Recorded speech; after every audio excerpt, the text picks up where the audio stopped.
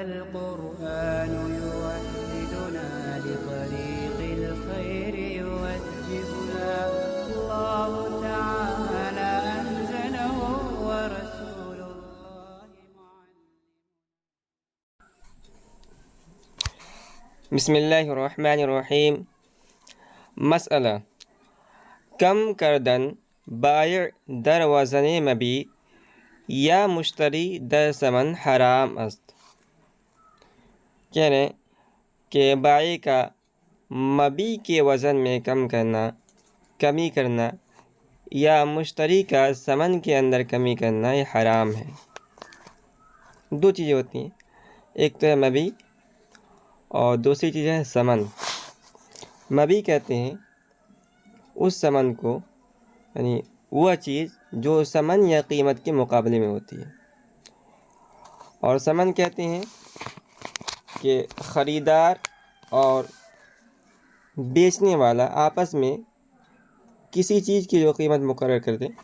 اسے ثمن کہا جاتا ہے۔ تو مسئلہ یہ ہے کہ مثال کے طور پر ہم نے چاول کو فروخت کیا اور سامنے والے نے، مثال کے طور پر 1 کلو چاول ہم نے لیا اور سامنے والے نے اس کے بدلے میں ہمیں 30 روپے دیے، تو یہ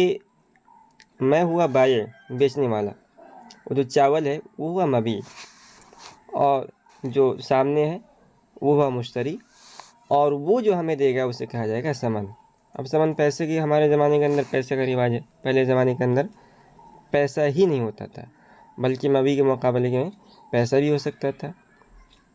یا دوسری اجناس جیسے گیہوں وغیرہ بھی ہو سکتا ہے۔ تو اب مثال کے طور پر جب ہم نے معاملہ کر لیا کہ ہم آپ کو 30 روپے دے رہے ہیں اور اس کے بدلے میں آپ ہمیں 1 کلو چاول لیں گے۔ اب اگر ہم چاول کی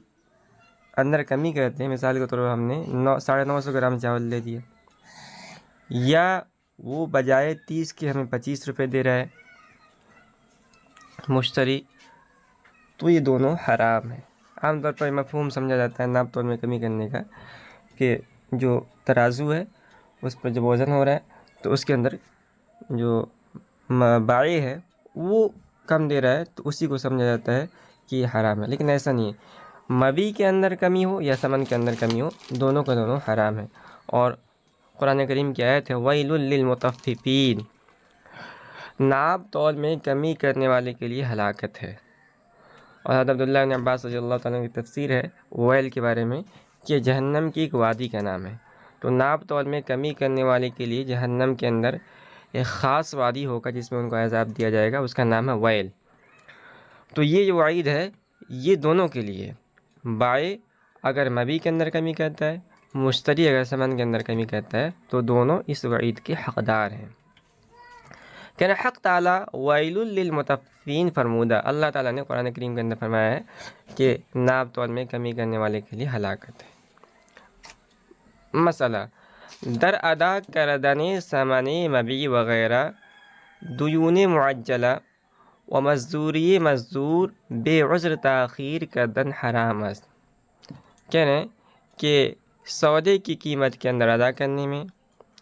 اسی طرح دیون معجلہ کی ادا کرنے کے اندر، دیون معجلہ وہ قرض جن کی فوری ادائیگی ضروری ہے۔ قرض دو قسم کے ہوتے ہیں، ایک ہے دیون معجلہ حمزہ کے ساتھ۔ تو دیون معجلہ کا مطلب یہ ہوتا ہے کہ ہم نے مثال کے طور پر کوئی سامان لیا یا کوئی قرض لیا ہم نے اور کہا کہ 1 مہینے کے بعد ہم اس کی قیمت دیں گے یا 1 مہینے کے بعد ہم قرضہ دیں گے، تو ظاہر سی بات ہے کہ وہ معاملہ کرتے وقت ہی اس میں ہم نے تاخیر کی گنجائش لے لی تھی، تو یہ ہوگا دیون معجلہ، اس کی ادائیگی فوراً ضروری نہیں ہے۔ اور دوسرا ہے دیون معجلہ عین کے ساتھ، عجل یعجل تعجیلا، بعد تفعیل سے، وہ قرض جس کی ادائیگی کا وعدہ ہم نے فوراً کیا، ہم نے کوئی سامان لیا یا ہم نے کوئی قرضہ لیا اور کہا کہ اس کی قیمت ہم شام کو دے دیں گے یا قرضہ ہم شام کو دے دیں گے، یہ ہے دیون معجلہ۔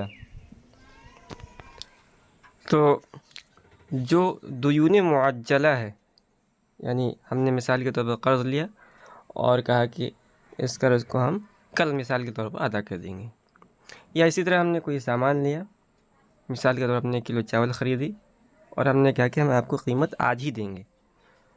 تو یہ ہو گیا مبیع کی ثمن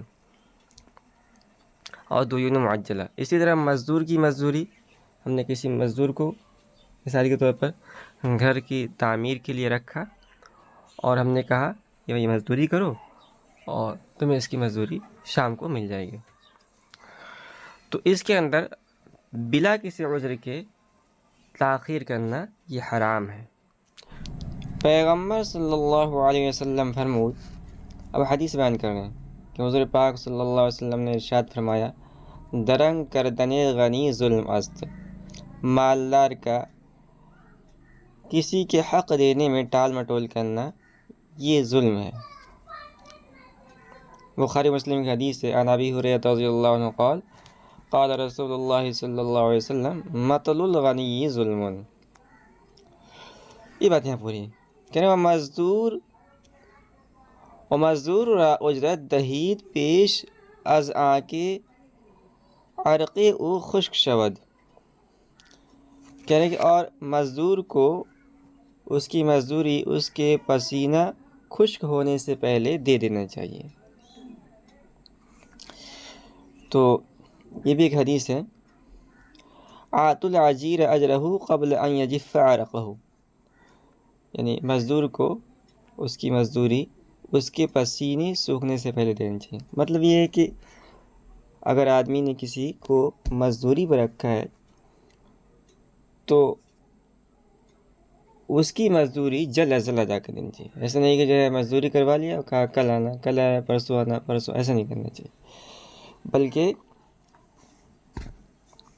حق یہ ہے مزدور کا کہ اس کے کام کی تکمیل سے پہلے ہی اس کی اجرت اس کو ادا کر دی جائے۔ یہ بات پوری ہوئی۔ اب قرض کی ادائیگی میں حضور پاک صلی اللہ علیہ وسلم کا کیا طریقہ تھا اس کو بیان کر رہے ہیں، کہنے پیغمبر صلی اللہ علیہ وسلم چو دین ادا کر دے زیادہ از قدر واجب دادے۔ حضور پاک صلی اللہ علیہ وسلم جب کسی سے قرض لیتے تھے اور اس قرض کو ادا فرماتے تھے تو واجب مقدار سے زیادہ ادا فرماتے تھے، بجائے نیم وسق یک وسق، کہہ رہے کہ آدھا اگر وسق کسی سے آپ نے قرض لیا ہے تو جب ادا فرماتے تھے تو آدھا وسق کے بجائے 1 وسق دیتے تھے، و بجائے 1 وسق 2 وسق، اور 1 وسق کے بجائے 2 وسق دیتے تھے۔ اب دیکھیے یہاں وسق کسے کہتے ہیں، حاشیہ لکھا وسق یہ 60 سا کا ہوتا تھا، یہ پرانے زمانے کا ایک وزن کا پیمانہ تھا۔ مطلب یہ ہے کہ مثال کے طور پر آج کے زمانے میں اگر کسی سے 1 کلو چاول آپ نے لیا ہو تو آپ صلی اللہ علیہ وسلم جب اس کو ادا فرماتے تھے تو 1 کلو کے بجائے 2 کلو دیتے تھے، وہ بجائے 1 وسق 2 وسق، اور 1 وسق کی جگہ 2 وسق ادا فرماتے تھے۔ ومی فرمود، اور آپ فرماتے تھے کہ این قدر حق توست، کہ یہ تمہارا حق ہے۔ اب یہاں سوال پیدا ہوگا کہ بھائی اگر ہم کسی سے کچھ لیتے ہیں اور اس پہ بڑھا کر دیتے ہیں تو سود کے اندر آ جاتا ہے، تو آگے اس کی وضاحت فرما رہے ہیں۔ سود کی شکل اس وقت ہوتی ہے جب آدمی شرط لگا دے کہ میں تمہیں 1 کلو چاول دے رہا ہوں، اس کے بجائے 2 کلو لوں گا، میں تمہیں 100 روپیہ دے رہا ہوں اور جب واپس لوں گا تو 200 روپے لوں گا، یہ سود کے اندر ہے۔ اور اگر کوئی آدمی شرط نہیں لگائی ہے اور دوسرا جو ہے اپنی خوشی سے دے رہا ہے تو وہ قرض وہ جو ہے سود کے اندر نہیں آتا ہے۔ وَإِن قدر افزونی از من است، یہ پچھلے سے جڑا ہوا ہے، یعنی حضور پاک صلی اللہ علیہ وسلم جو ہے جب